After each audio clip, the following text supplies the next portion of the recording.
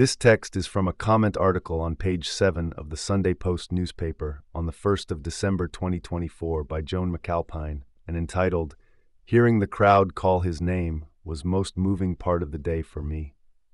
The tears began when Fergus Ewing MSP recited The Wild Geese, by Violet Jacob, who wrote in Doric, the rich Scots of the North East. The verse imagines a conversation between the north wind and an exile who misses the land beyond the River Tay. Jacob was born in Montrose and Alex Salmond represented Banff, Buchan and Aberdeenshire for decades. Both had a deep love for this beautiful corner of our country. In the poem, the wind describes the melancholic beauty of the Angus glens and beyond, including watching the geese return. The listener is overwhelmed by a longing to follow them. Alex, of course, returned home to the northeast last month, when his family and close friends said a private goodbye in the village of Strichen. Yesterday was Scotland's turn.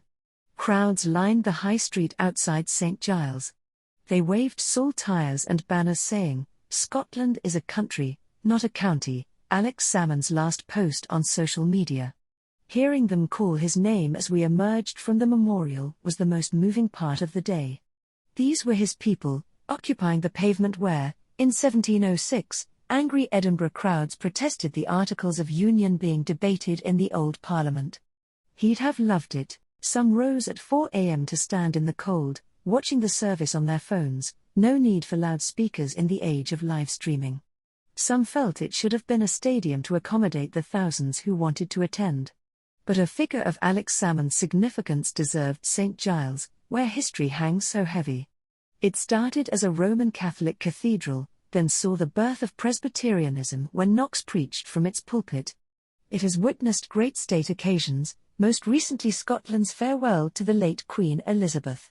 It was here in 1637 that a market trader called Jenny Geddes sparked a riot when she threw a stool at the minister in protest at the Crown's imposition of a prayer book.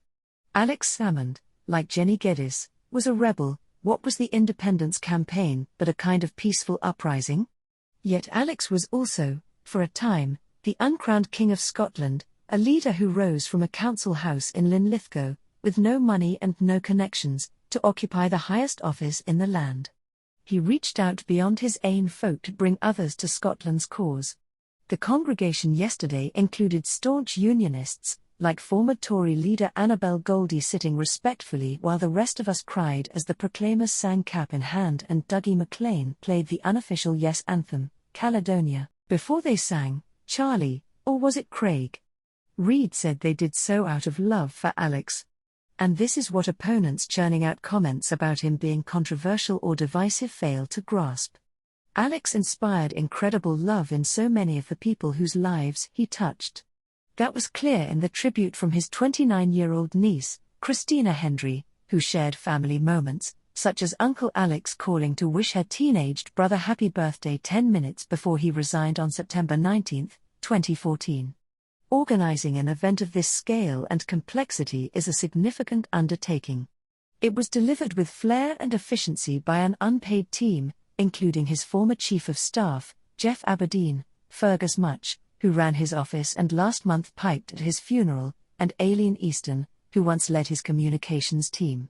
Now part of the consultancy True North, they delivered a flawless farewell. Much has been written of those who owed Alex Salmond everything then stabbed him in the back.